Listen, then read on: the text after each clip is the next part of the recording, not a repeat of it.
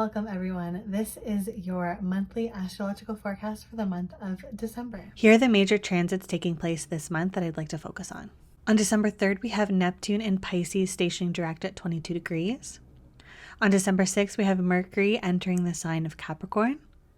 On December 7th, we have the full moon in Gemini at 16 degrees, and it's forming an exact aspect with the Mars retrograde in Gemini. On December 9th, we have Venus entering the sign of Capricorn. On December 20th, Jupiter leaves Pisces to enter the sign of Aries. On December 21st, we are welcoming Capricorn season with the winter solstice. On December 23rd, we welcome the new moon in Capricorn at 1 degrees. And on December 29th, we have Mercury stationing retrograde at 24 degrees. Okay, let's get into the month of December. So we're just leaving the November period. November was a lot. We had an eclipse season taking place in the signs of Scorpio and Taurus. The Taurus eclipse was wild. I don't know if anyone else experienced this, but most people I've talked to got rocked pretty good by eclipse season, and I'm still recovering. I was super sick, which is why I didn't get the transits out for you last month, but I'm here, we're here together, and let's explore the energy of December. So the month of December has the potential to be a little chaotic, especially as we navigate Mars retrograde. Mars retrogrades tend to be a lot more chaotic than a Mercury retrograde because it only happens every 2 years. And because it only happens every 2 years, it brings a lot of potent energy, and it stays in the retrograde period a lot longer than, say, Mercury or Venus.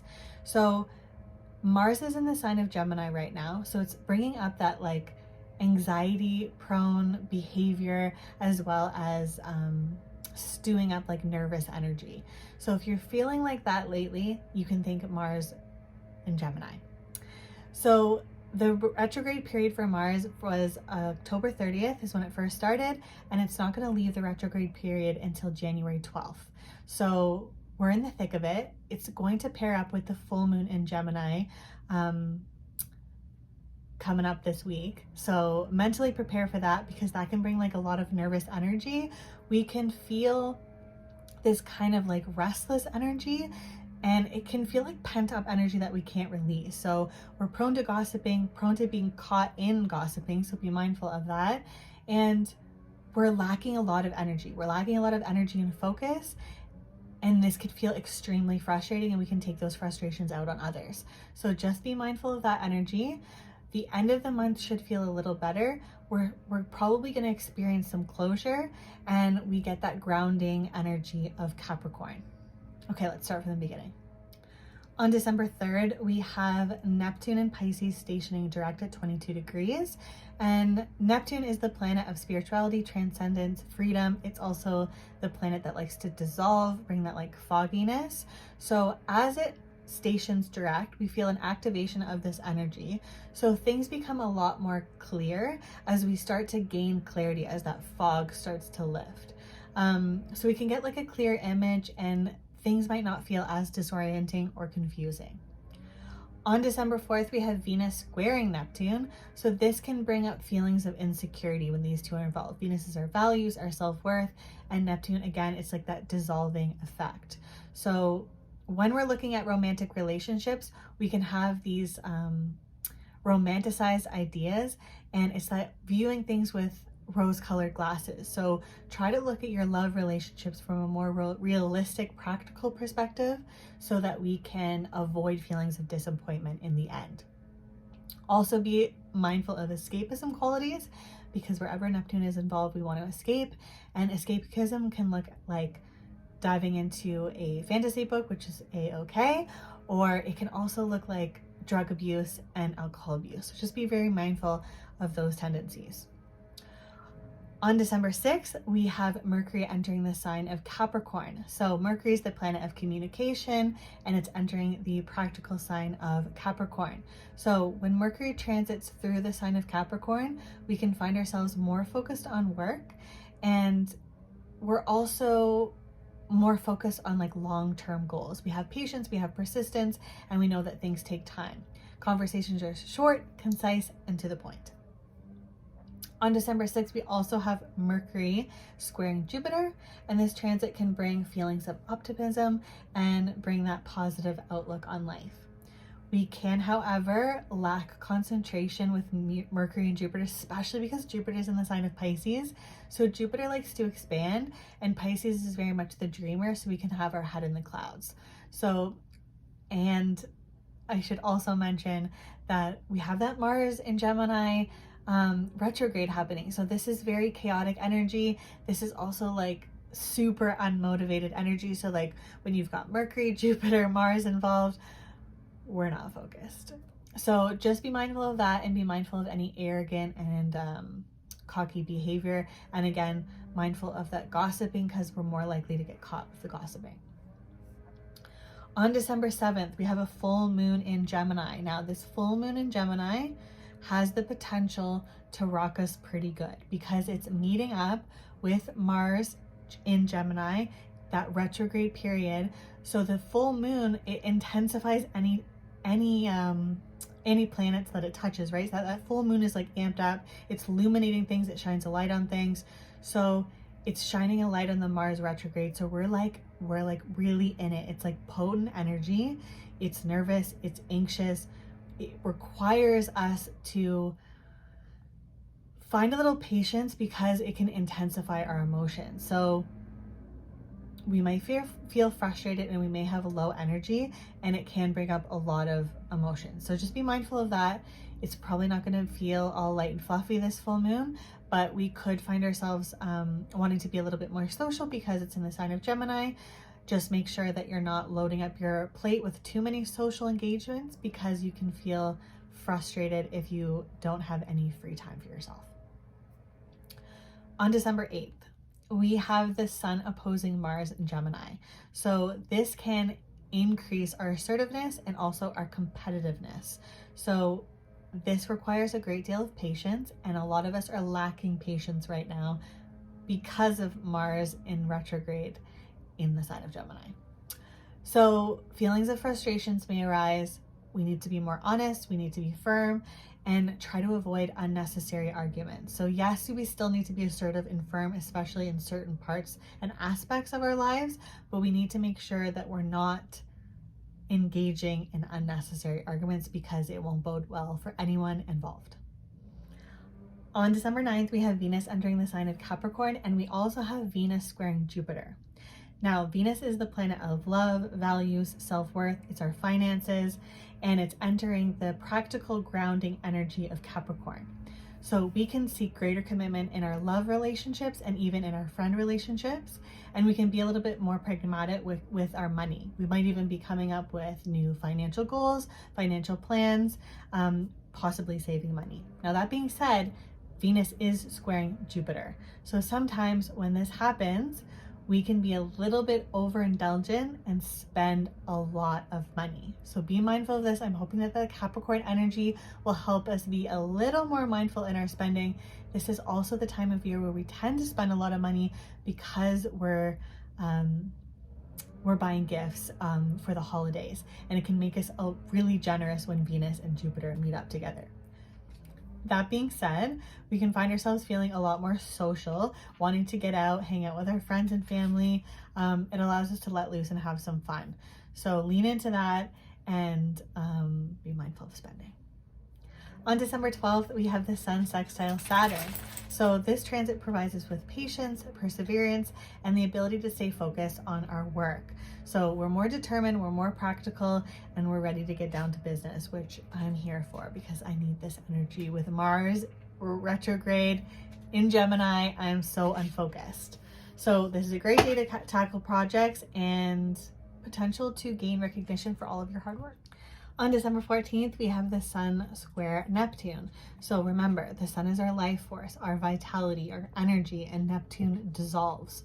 So this could literally mean that our energy feels drained or depleted, and we really lack the motivation. So soak up that energy of the sun sextile Saturn the day before or 2 days before, because in a couple days we're going to be feeling inadequate, maybe insecure, and really lack any motivation. On December 17th, we have Mercury trine Uranus. So our mind is opening up to new possibilities. This transit can be extremely stimulating, new discoveries, new ideas, and our intuition is particularly strong. So we're able to think outside the box and gain new insights. On Jupiter 20th, Jupiter is leaving the sign of Pisces, and it will not re-enter Pisces again until 2033. It is re-entering the sign of Aries, and it will stay there until about May 2023. So we briefly experienced Jupiter in Aries back in May through October, and now it's going to stay there again until about mid next year. So we got a little sneak peek of what that was like. I'm very interested to see how Jupiter in Aries is going to play out after it's been back in the sign of Pisces. This is a very optimistic energy, which I'm excited for, because Jupiter was in a retrograde period, so we were lacking that like expansion, and like opportunities weren't really knocking on our door because it was kind of like a slow period. Then it went back into the sign of Pisces, and Pisces is more the dreamer, more laid back. It's more like thinking up the ideas instead of actually doing them. Whereas Aries is like the go-getter. We're like going for it, and opportunities should really start to come our way. So this is the planet of good luck, good fortune. And Aries is fiery. It's determined. It's proud. It's ready to go. So we're able to take charge of our life and have the energy to work towards our desired goals. So take advantage of this energy from December 20th until May 2023. On December 21st, we have the sun entering Capricorn. So we're welcoming Capricorn season, and we're also welcoming the winter solstice. So Capricorn energy tends to get this like bad reputation, but it's a very misunderstood sign because it's known as like the workaholic sign, but it's also the really like play hard sign. So you know that like saying like work hard, play hard, Capricorn's like work hard, play even harder. So yes, we're determined, we're ready to persevere and go after our dreams, but we're also determined to have some fun. So lean into this like boost of energy and let it kickstart plans for the new year ahead. It's an excellent time to set your plans in motions and really start to get clear on what you want the next year to look like. On that same day, we have the sun square Jupiter. So this can bring like really optimistic and positive feelings forward. Just be mindful that we're not overdoing it. Remember that Jupiter expands, the sun is our energy, our vitality, so we don't want to deplete our energy by overdoing it. So just make sure that you're spending quality time where it serves you best, and make sure that you're not overdoing it. December 22nd, we have Venus trine Uranus. So this transit prompts us to step out of our comfort zone because Uranus is the planet of freedom. It is the planet of unexpected events. It's innovative, it's exciting, and Venus is self-worth, values, all those fun things. So we really don't want to be bored. We really want to have some fun and bring some excitement into our lives. So this could mean some experimentation in relationships, looking for excitement in the bedroom. This could prompt new relationships. Just make sure that if you are entering in a new relationship, be mindful that it might end just as quickly as it started. Could feel really exciting, but it could diminish super quickly. This is, however, a really excellent time for social engagement, getting together with friends and having a good time. So try a new hobby, try something that you've never done before. And it's also a good time to meet new people, not just love relationships, but also friendships. On December 23rd, we have Chiron stationing direct in the sign of Aries. So Chiron is known as the wounded healer in astrology, and Chiron represents our core wounds and how we can overcome them. So as Chiron stations direct in the sign of Aries, it's going to ignite this energy a little bit more. So we're likely going to be able to gain some closure from any lingering pain that we've been experiencing over this last year. So lean into practices that ground your energy in the present moment, as we may feel a little tender as we let go of the past.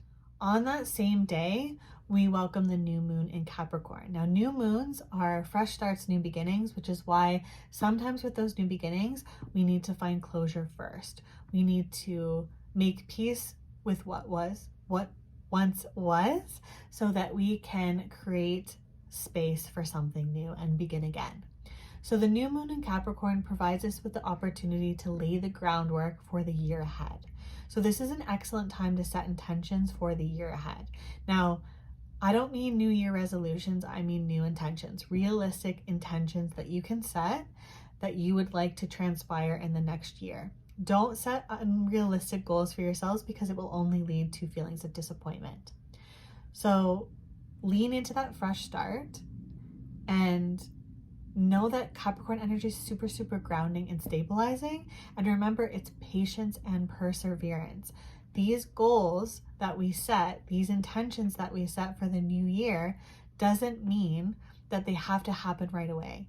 Sometimes they take time. So lean into that idea of patience as you set intentions for the new year ahead. On December 24th, we have Mercury sextile Neptune. So this is an excellent transit to kick off the holiday season, as it allows us to relax and lean into our spirituality. So this is an extremely soothing transit. So we can kick back, we can lean into our intuition, lean into those like good feelings, those activities that soothe the soul and allow you to relax. And I will be leaning into my fantasy novels, because whenever Neptune or Pisces is involved, you can catch Laurel with a fantasy book in hand. On December 28th, we have Venus sextile Neptune. So this transit brings us some compassion and sensitivity. So this is an excellent transit to pursue new love relationships or deepen already existing ones. This is a heightened intuition, building of that self-esteem, and we're able to improve our overall energy under this influence so that we can really elevate our energetic vibration. This is also a really good time to spend time with loved ones and people who you feel are really, really important to you.